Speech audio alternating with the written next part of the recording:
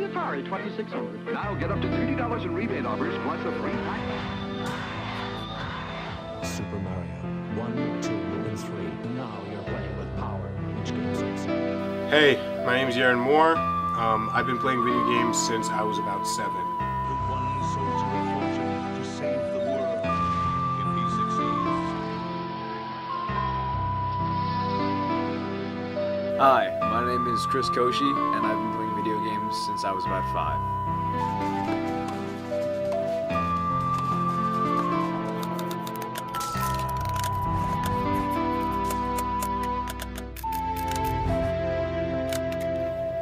My name is Zach Koshi, and I've been playing video games since I was about 4.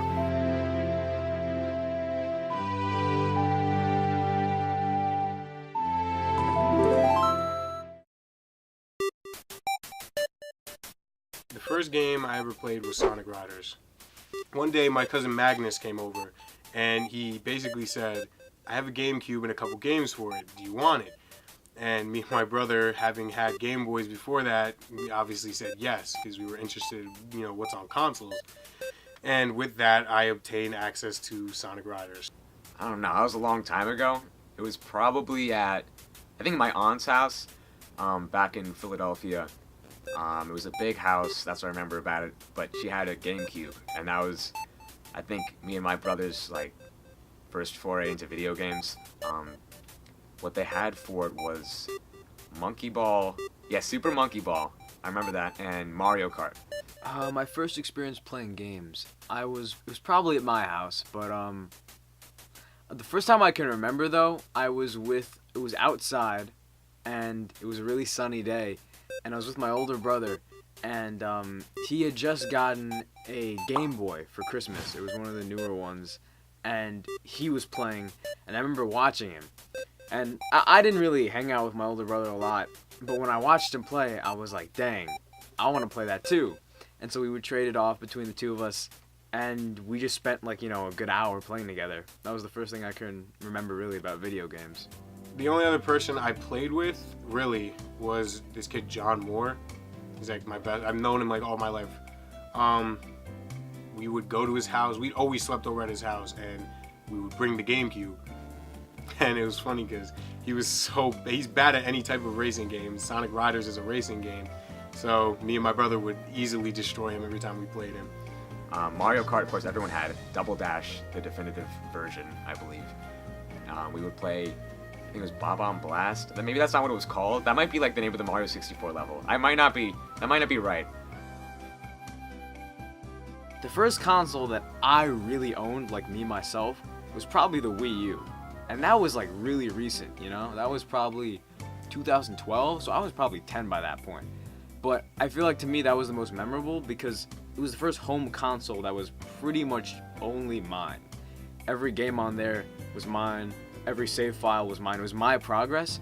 And even though it was just mine, it felt like now I could invite my brothers in and it was our shared experience. Before it was them inviting me in and I was the friend being brought in. But now, I was the one inviting people in. I was the second generation.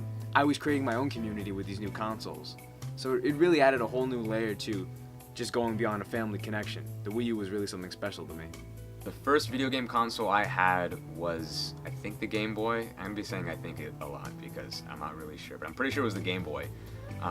Me and my brothers each got a Game Boy, and we each got our own game for it, or each got our own cartridge. So I think I got Mario & Luigi Superstar Saga, a great RPG. I didn't even know what an RPG was back then. All I knew was that it was a Mario game, and I always wanted to play that. So yeah, that was my experience with the Game Boy. And there it is. There's the Game Boy. Nintendo Game Boy Advance SP. Oh damn. There it is. This is probably what a lot of people watching this, people my age, started on. This and the DS. Now I remember. I used to take this and my DS to soccer games because my brother, he played travel soccer, and I remember that one of the other sisters of kids on his team had this pencil case full of other DS games and Game Boy games, and that's when I got introduced to my first DS game, and that was New Super Mario Bros. And that was a game changer for sure.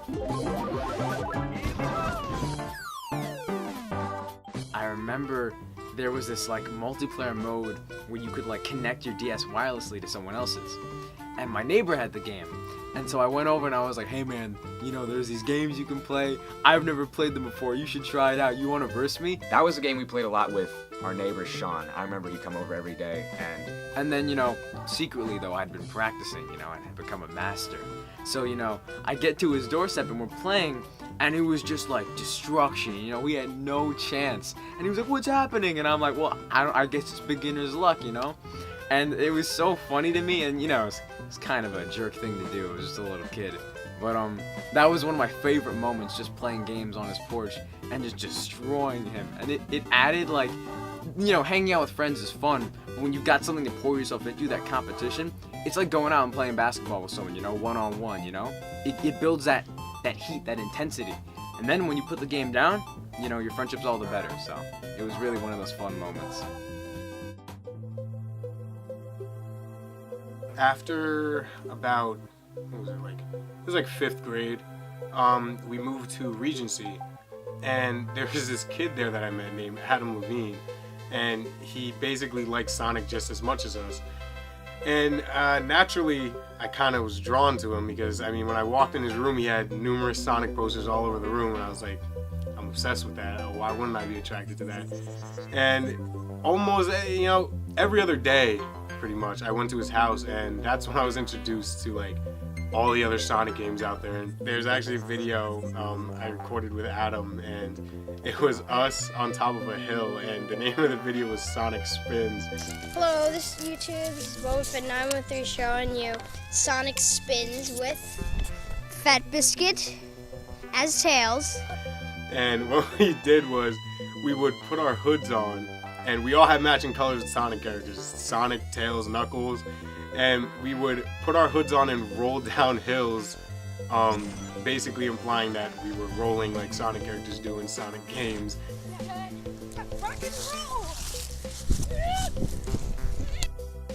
That's just how obsessed we were with it.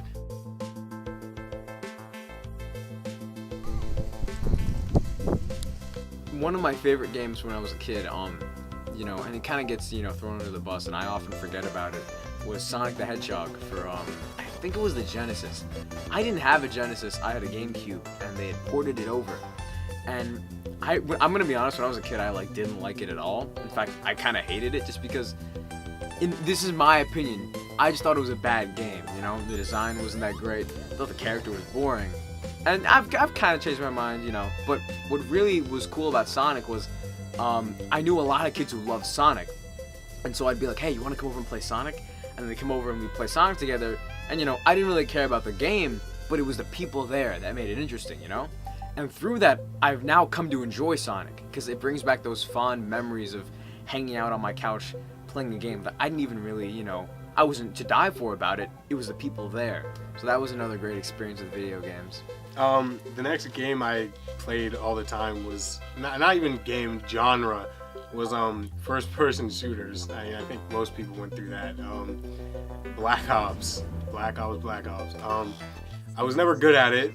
I don't know what kept me playing it. I wasn't very good at it, but whenever I went to my friend's house, that was the game at the time, you know, from like, even now everybody plays Black Ops, but I mean, the main thing I gained from that was online friends, and there was usually a group of people I played with in groups online, and I added them and I always talked to them. Before online play was a thing with mics and everything, you could talk to people you're playing with, like, I always played with people sitting next to me, so, I mean, that was definitely interesting. One of the things that really, like, cemented gaming in my mind, it actually wasn't a console game. And I brought up how, when I was younger, I didn't own a lot of the games I played. It was usually my brothers, my friends, and so it wasn't until, you know, I was like 12 or 13 I really had my own things. But one of the things that I did have as my own experience was Minecraft.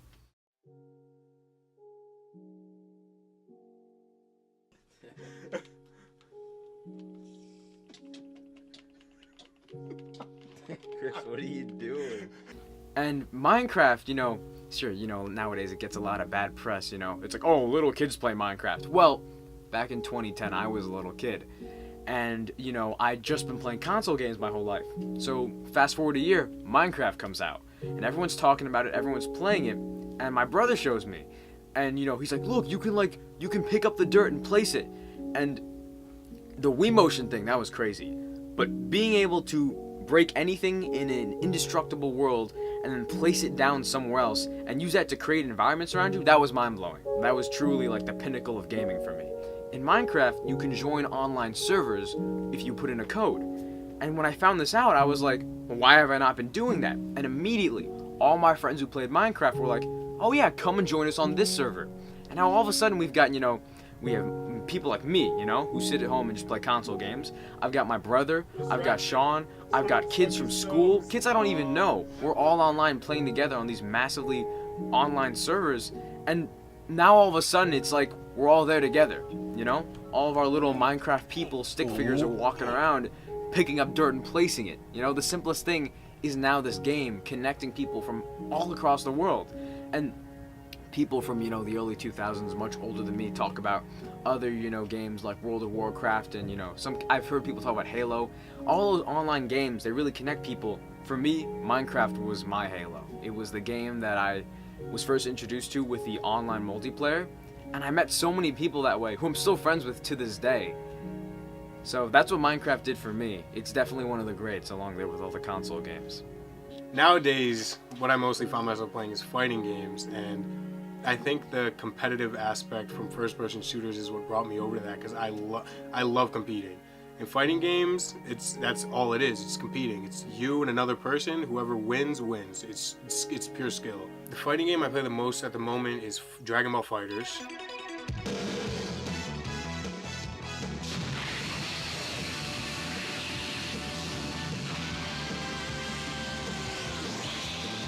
Being as I love fighting games and I love Dragon Ball, and I really think they made it into a fighting game very well. I love everything about it.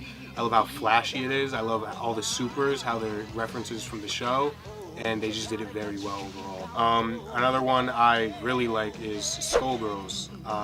It's a little bit older, but due to that there's a smaller community, and I came across a Discord.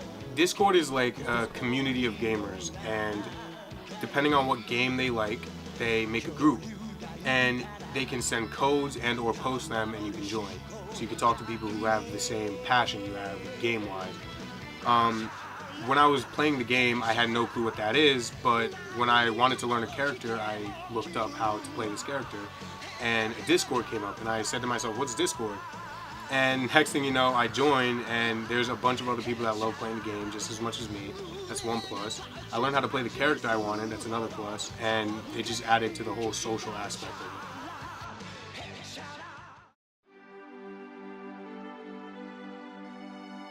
Bottom line is, I wouldn't be who I am today if it weren't for video games. So I'm really happy that I got to experience them when I was young. I don't know what else to say. They're just so much more. I neglected to talk about probably the biggest part of my gaming experience and what kind of ties together gaming for me in general. It was a really obscure game, but definitely a treasure, Dr. Robotnik's Mean Bean Machine. And you're like, what is that? And basically, it was just a puzzle game. It was a basic puzzle game. And there's a lot of depth to it, but I didn't care about that when I was a kid, you know? It was just a lot of flashing colors. But the reason that sums up all of gaming for me is because no one wanted, you know, to play that game. It was confusing, it wasn't that good, people would say. You know, no one really saw the same eye to eye as me. And yet, even then, even though people so strongly disagreed, they still sat down and played with me. And it reminded me of how I didn't like Sonic, but people, you know, wanted to play Sonic with me, so I would buckle down and play with them. All these differences that we had with each other, you know, differences in taste, in opinion, and just background and what we thought was entertaining, it didn't matter. It wasn't so much the video game that mattered. It was the fact that someone wanted to play Mean Bean with me. And I think that's what makes video games special, that there's things like Mean Bean out there where it's just a placeholder. It's a placeholder for a friendship and for memories, because, you know, those memories, I have a lot of them, but what's cool about them is they keep coming. I keep making more and more every day. I can keep going back and playing Mean Bean with my friends.